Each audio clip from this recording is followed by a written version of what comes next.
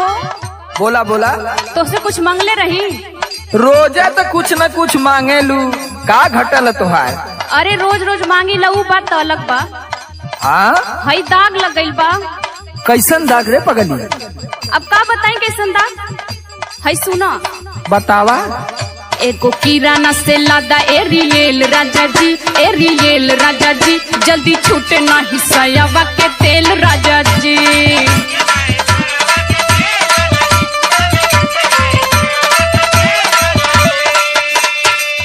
अरे बाप रे बाप, कैसे दाग लगल रे पगली?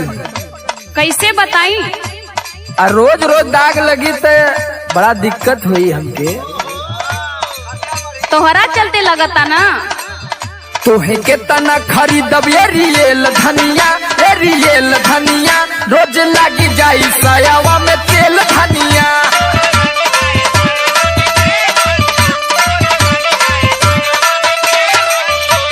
चूड़िया चट चट कर लाए राजा, नारो कलैया मरोद के मनवाए राजा जी।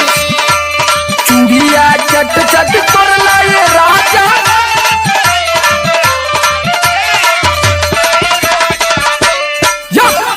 हटिया के पाटी तोड़ के मनवाए राजा जी।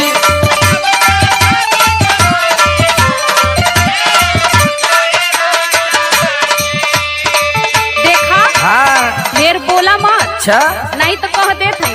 सुना, हम तो धमकी केहू को आज तक सुनबे न कैनी। ज्यादा छटर पटर करबू पहुँचा दे।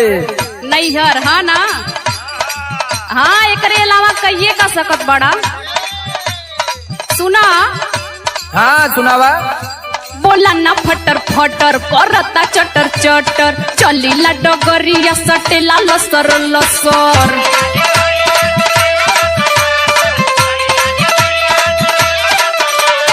सहमत कौन बड़ी बात है?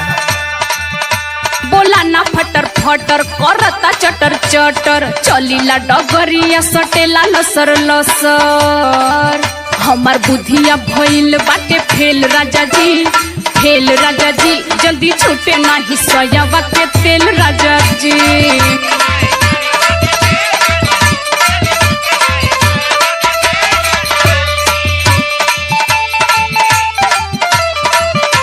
जवानी मोर चारता, जवानी मोर,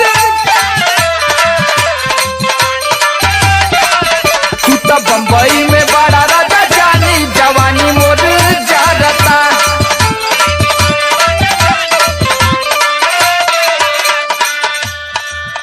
इतना ही में तोहार बुद्धि फेल हो गई। अब इन तो पूरा खेल बाकी है। अब हम तोहके बतावत थी। कबो नाली सिराई चले में चिटराई, लिहाए वो जान नीचे बोरावा बिछाई।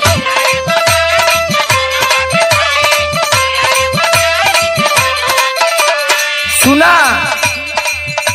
कबो नाली सिराई चले में चिटराई, लिहाए वो जान नीचे बोरावा बिछाई। का बुझलू ना तो खेल में बढ़ाई झमेल धनिया, झमेल धनिया, रोज लागी जाई सायावा में तेल धनिया।